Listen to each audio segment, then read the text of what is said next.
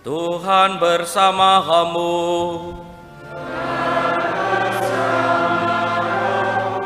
Inilah Injil suci menurut Matius.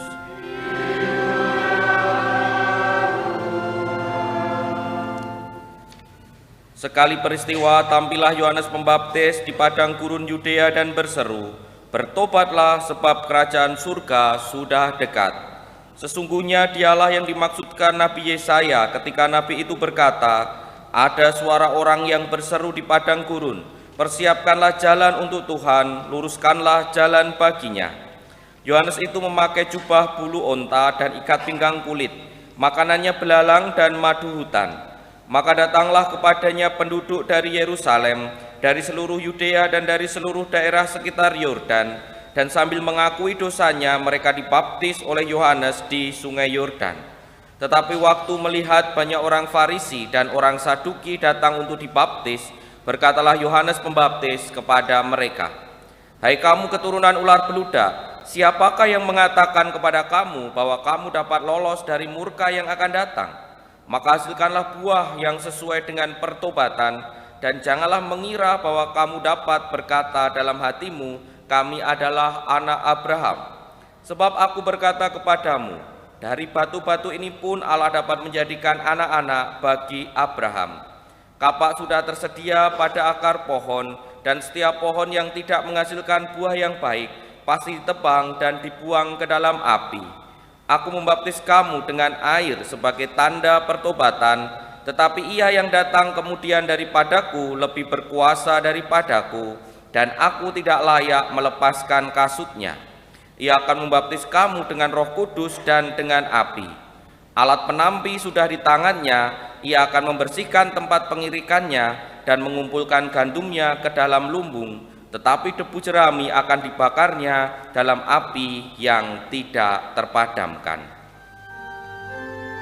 Demikianlah sabda Tuhan.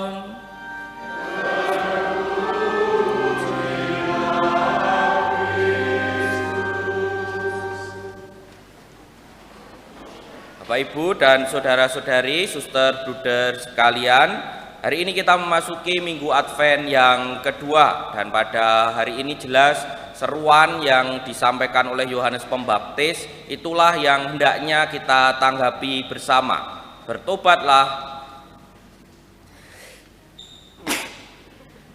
Maaf ya. Nanti kalau sentrap-sentrup anggap aja nganu ya, musik. Ini tekan opo ki mau.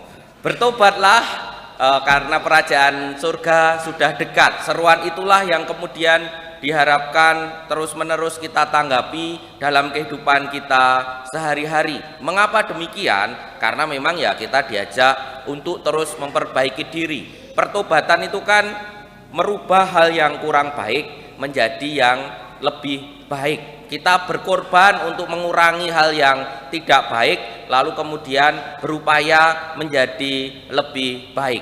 Ketika merenungkan bacaan ini, lalu teringat Minggu Advent kedua, saya itu seolah teringat satu peristiwa yang juga terjadi pada hari Minggu Advent yang kedua. Sebenarnya bukan pada Minggu Advent yang kedua. Lalu saya buka lagi buku khotbah saya, jadi saya punya buku khotbah, saya cari, dan ternyata memang pada tahun 2013 saya juga pernah khotbah yang sama soal bertobatlah kerajaan Allah sudah dekat ini. Tetapi ada peristiwa khusus yang membuat saya selalu teringat. Peristiwanya adalah saat itu saya melaksanakan misa di Semarang, dan peristiwa itu terjadi saat perjalanan ke Semarang. Waktu itu naik bis, saya belum bisa nyopir, belum ada tol, maka kemudian naik bis. Nah, di bis itu saya duduk sendiri, belakang saya seorang ibu dan seorang gadis kayaknya.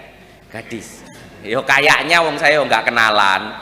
Romo, udah Romo masuk kenalan, tapi ya apa-apa sih jane. Tapi ya waktu itu belum pede karena masih Romo baru, itu Desember 2013. Dan sepanjang perjalanan ibu sama si gadis ini ngobrol terus gitu loh, ngobrol.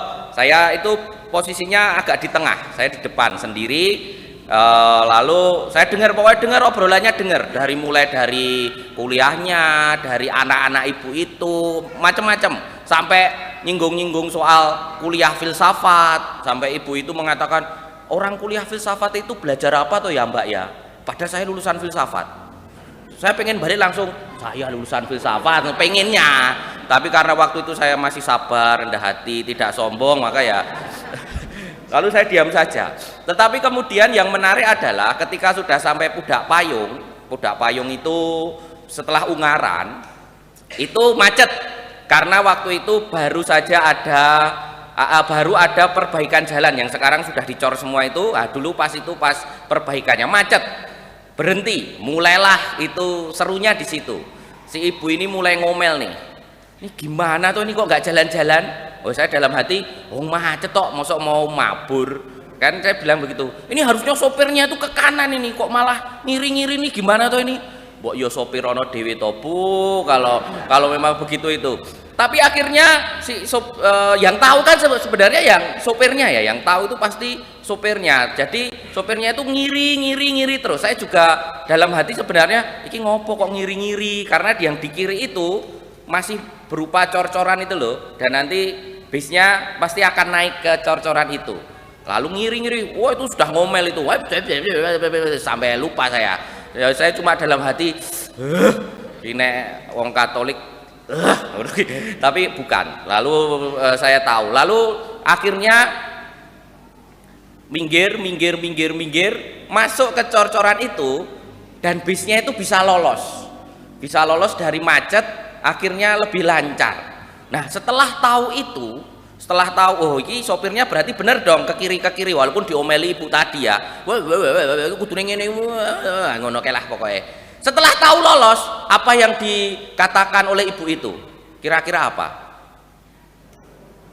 Tahu nggak? Sama mbaknya itu bilang begini, ini tadi nak ke kanan mesti lebih cepet mbak. Ya Tuhanku, gimana coba? Saya dalam hati, mengapa kemudian itu teringat kembali? Kadang pengalaman itu menjadi refleksi bagi saya ketika membaca bertobatlah, kerajaan Allah sudah dekat. Kita sudah diberikan seruan yang benar. Saya menganggap sopir itu seperti sabda Tuhan atau seperti Kristus sendiri yang sudah mencarikan jalan yang benar dan akhirnya lolos, akhirnya lebih cepat. Tetapi kita yang tidak tahu apa-apa, tidak ngerti jalannya, kadangkala masih merasa apa yang kita lakukan itu benar. Maka ketika kemudian dikatakan itu, ayo bertobatlah, kerajaan Allah sudah dekat, dosaku ki opo toh? Kadang-kadang kita mikir begitu, opo toh sing salah dari aku dan lain sebagainya. Padahal jelas-jelas sebenarnya kita ini ada dalam dosa, kita seringkali berbuat dosa. Maka seruan bertobatlah, kerajaan Allah sudah dekat diharapkan juga menggerakkan diri kita, merefleksikan diri kita, apakah tindakan-tindakan kita itu sudah sesuai dengan apa yang digariskan Tuhan. Ketika kita merasa apa yang kita pikirkan masih benar seperti ibu tadi ya, kan dia nyuruh ke kanan, ternyata yang benar ke kiri. Setelah terbukti ke kiri yang benar, tetap saja mengatakan iki tadi kalau ke kanan lebih cepat. Selama masih seperti itu, ya seruan pertobatan kerajaan Allah sudah dekat tentu tidak akan menggerakkan diri kita, karena kita masih merasa benar dan tidak merasakan jauh dari Tuhan dalam kehidupan kita sehari-hari. Maka para suster, bruder, saudara-saudari yang terkasih dalam Tuhan, seruan hari ini jelas, bertobatlah, kerajaan surga sudah dekat. Kita sudah diberikan jalan yang benar oleh Tuhan. Bagaimana kita menanggapinya? Kita mau merubah diri atau kita cuek saja? Mari bertanya pada diri kita masing-masing. Kita hening sejenak.